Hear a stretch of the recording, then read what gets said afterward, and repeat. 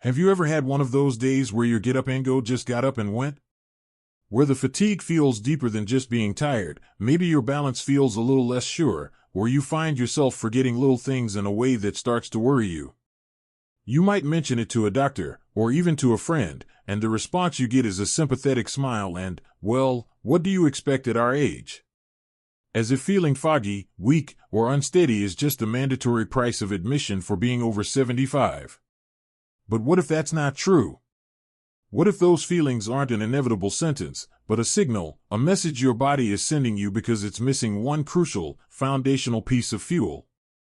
The truth is, after 75, our bodies undergo silent changes that make it incredibly difficult to get enough of a specific vitamin from food alone.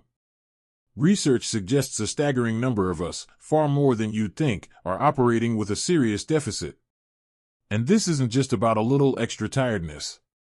This deficiency is directly linked to some of our biggest fears: cognitive decline, loss of mobility, and a weakened immune system.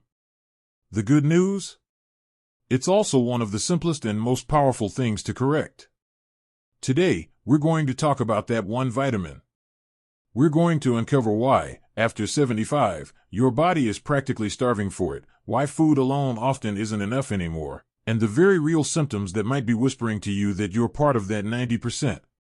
This isn't about selling you a miracle cure, it's about understanding a fundamental shift in your body's needs.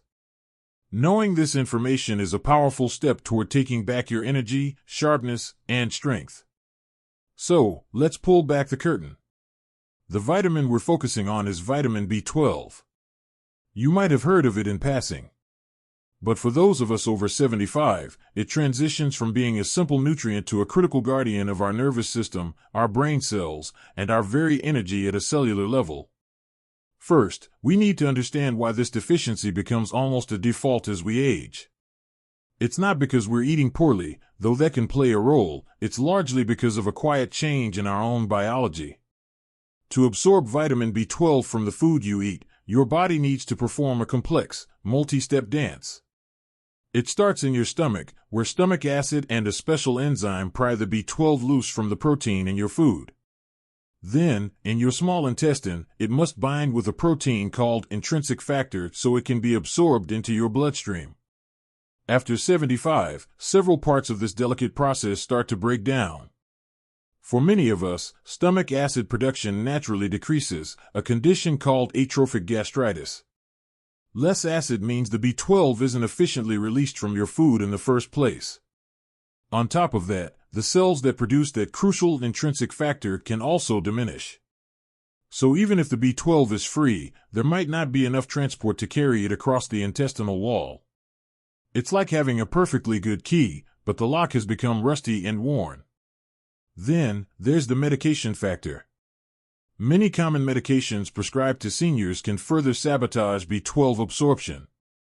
Proton pump inhibitors for acid reflux, like omeprazole or esomeprazole, dramatically reduce stomach acid. Metformin, a very common drug for type 2 diabetes, is also known to interfere with B12 absorption. So, you can see how it becomes a perfect storm. Our bodies become less efficient at the process, and the very medications we take for other conditions can make the problem even worse.